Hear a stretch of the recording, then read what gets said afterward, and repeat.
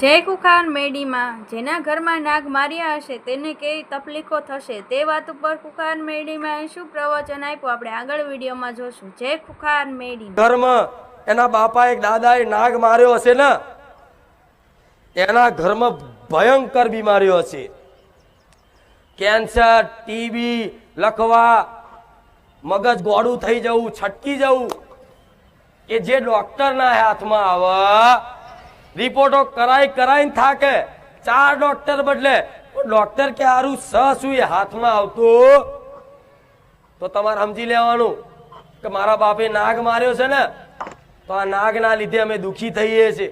બીજી વાત ખાસ ખાસ ખાસ ને ખાસ, જેમ કે ગામડા વિસ્તારોમાંથી ઘણા ભાવિક ભક્તો આવે છે અને આ ગુનો લગભગ 10 ઘરમાં એક ઘરમાં થયો હશે ને હશે, આવું માતા જોઉં છું। તમારી પેઢીમાં, તમારા ઘરમાં, તમારા પપ્પાએ, તમારા દાદાએ કે તમે જો નાગ, ગોગા મહારાજ, ઠેણવાળા નાગદેવ એને જો માર્યા હોય તો સમજી લો તમે ગમે તેવી ભક્તિ કરવાની કોશિશ કરશો, ગમે તેટલા વ્યવહાર હાલશો, ગમે તેટલી તપસ્યા કરશો, પણ તમારી માતાની કૃપા કે મારી માતાની કૃપા ફળશે। આવા તમારા વડવાઓએ નાગ માર્યા હોય ને તો એ નાગદેવ ચમત્કારિક શક્તિ હોય છે, દરેક જોણે છે, ધરતીનો ધણી કહેવાય છે, એક ગુસ્સાવાળા ભગવાન છે, દેવ છે, તરત ચીડાઈ જાય, તરત ખીજાઈ જાય। એટલે જો જેણે જેણે એના ઘરમાં એના બાપા એક દાદાએ નાગ માર્યો હશે ને, એના ઘરમાં ભયંકર બીમારીઓ હશે, કેન્સર, ટીબી, લકવા, મગજ ગોળું થઈ જવું, છટકી જવું, કે જે ડોક્ટરના હાથમાં આવે રિપોર્ટો કરાઈને થાકે, 4 ડોક્ટર બદલે ડોક્ટર કે હારું શું એ હાથમાં આવતું, તો તમારે સમજી લેવાનું કે મારા બાપે નાગ માર્યો છે ને, તો આ નાગના લીધે અમે દુખી થઈએ છીએ। તો કદાચ આવું જાણવા મળે, ખાલી કોકને પૂછો ને જાણવા મળે કે જાણતા હોય ને તો તોથી જે મહારાજની માફી માગી અને એમના નામથી થોડું પુણ્યદાન ચાલુ કરી દેવું, તો તમારી માં ઓટોમેટિક તમારા ઘેર આવી અને જો કૃપા અને કદાચ તમે જે મનોકામના કરી હોય એ પૂરી ના કરી આલે મને સોલંકી પેઢીની મેરડી માતાને કહેજો, બરોબર? પણ આવું ભુવા બતાવો તમને, કોઈ ભુવા એવું કીધું કે તારા દાદાએ નાગ માર્યો તો એટલે તમે દુખી થાવશો? કીધું? સાચું કહો છો ને? જેમ કે તમે તો હજારો ભુવા ફર્યા છો, કોઈ ભુવાએ આવું બતાવ્યું? નહીં બતાવ્યું ને? જેમ કે ભુવાના જ્ઞાન જ ના હોય આવું, ચોથી બતાવો, એને તો સીધી જ વાત હોય, આ દુઃખ છે સારું ભયંકર, ભાઈ જીવ લેવા આવ્યું છો, જબરી માતા છે ભાઈ, જો આનો જલ્દી બીજાપરો નહીં કરો, આનો જલ્દી ન્યાય નહીં કરો ને તો આ તમારા ઘરમાં જીવ લઈ જશે। એટલે બાપડા બી જાય, સારું બુઆજી જે કહો એ આનો જલ્દી કરો, તો કે આની છે ને નદી કિનારે સ્મશાનમાં વિધિ કરવી પડે, તો કે હા વિધિ કરી દો, વાંધો નહીં, પણ કે વિધિ માટે છે ને અમુક વસ્તુ મારે બહારથી મંગાવી પડશે, ઉજ્જૈનથી અમુક સ્પેશિયલ ધૂપ એવું આવે, ફલાણી કલેજી લાવવી પડશે, ફલાણું ઢેકણું લાવવું પડશે, અને જાત જાતનું તમને બતાવે, અને ભૂવો જાય પૂજા પાવાળાની દુકાને અને 10 રૂપિયાનું ધૂપ લઈને આવે અને કે લો માણ મળ્યું કે 5000 રૂપિયાનું આવ્યું, આ તો નતું મળતું, આ તો એક ભાઈ જોડતી જ છે, ઉજ્જૈનથી મંગાવ્યું કે લો, અને તમે મૂર્ખાઓ આપી દો, હા લો તાર જે ધૂપ હોય કર દો, 5000 આલ્યા, પેલો વારી શીખવર શું વારી ભગવાન જોડે એને ખબર ના હોય, તમને ખબર ના હોય, અને 4 રસ્તે નારિયેળ મેલી અને 5000 કે 11000 લઈ અને સીધો ઘેર જતો રે, ઉપરથી તમારી કુળદેવી આમાં વધારે યાત્રા થાય છે કે દીકરાઓ દુઃખ છે ને તો વેઠી લો મારા ભરોસે, પણ આવા ભુવાઓ ઘરમાં ના ઘાલશો. કોઈ દાડે એમની કુવાસીના પગલા ઘેર ના પાડ્યા હોય, એમની કોઈ બાળ હોય, એમની કોઈ ઘરની લક્ષ્મી હોય, એમની કોઈ વહુ આવી હોય નવી, એના કોઈ દાડો કંકુના પગલા ના પાડ્યા હોય, અને આજના મૂર્ખાઓ ભુવાના પગલા ઘરમાં પડાવે છે, જે અઠવાડિયાથી પગાઈ ના ધોતો હોય. ઉપરથી તમારી માં ખીજાય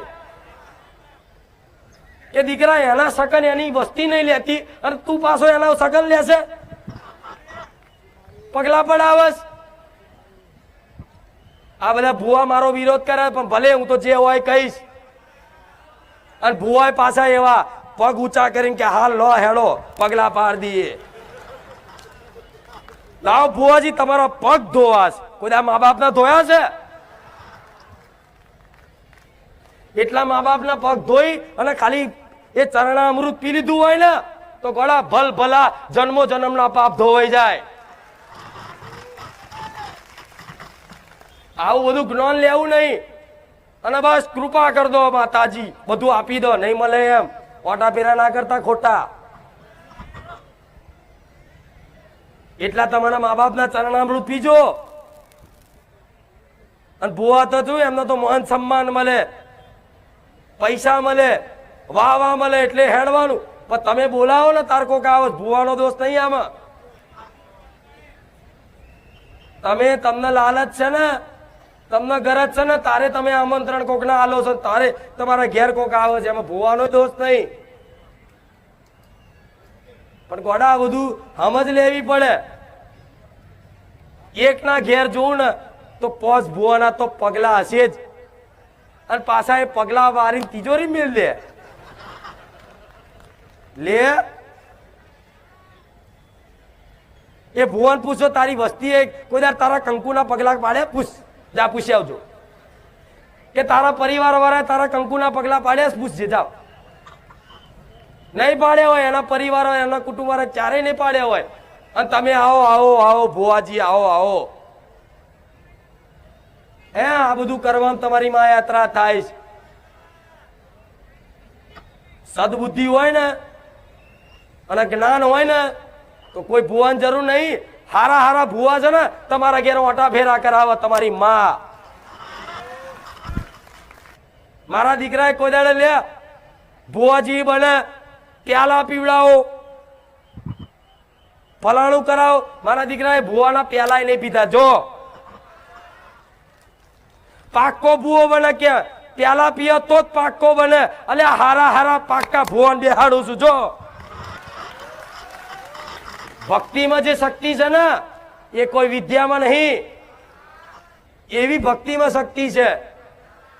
તો તમારે ખાલી કઈ નહીં કરવાનું, તમારા ઘેર તમારી કુળદેવીની ભક્તિ જ કરવાની છે, અને મને માતાના વારે ઘડીએ યાદ કરવાની છે, મારા પ્રવચન જોવાના છે.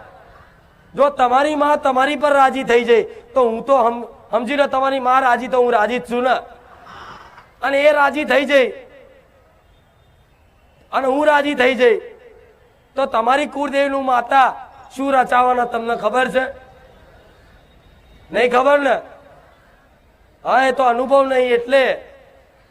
નહીં તો જેને કદાચ હું મેલડી એક વખત હાથ પકડી લઉં ને એ મને ભૂલી જાય, પણ હું મેલડી એને ના ભૂલું. એ માતા છું, એ મને ભૂલી જાય, એ મને યાદ ના કરાવ તો હું યાદ કરાવું કે દીકરા હું તારી મેલડી આવી, હું ખુખાર મેલડી આવી, હું રામ મેલડી આવી. થાય કે નહીં આવું? આ બધું પાલન કરવું પડે કે નહીં? પણ મારા દરેકને આજ કહેવું છે કે તમે આશા લઈને આવો છો તો મારે તમારી આશા પૂરી કરવી છે. પણ એટલું કદાચ તમારી એ આશા પૂરી કરવા માટે મારાથી થતી હોય એટલી બધી કોશિશ હરરોજ હોય છે. પણ થોડા તમારા જીવનમાં નીતિ નિયમ અને પરંપરા તમારા બાપ દાદાની થોડી તે જીવનમાં ટકાઈ રાખશો ને તો કદાચ તમે જે ધાર્યું નહીં એના કરતા અણધાર્યું આલું ને તો જ મન મેલડીને મોનજો. આમાં દીકરીઓ આવી જાય, દીકરાઓ આવી જાય, બધા આવી જાય. અને આ ભક્તિ કરવી પડે તારે દેવને કૃપા મળે. નકર એમને મોટા ફેરા ને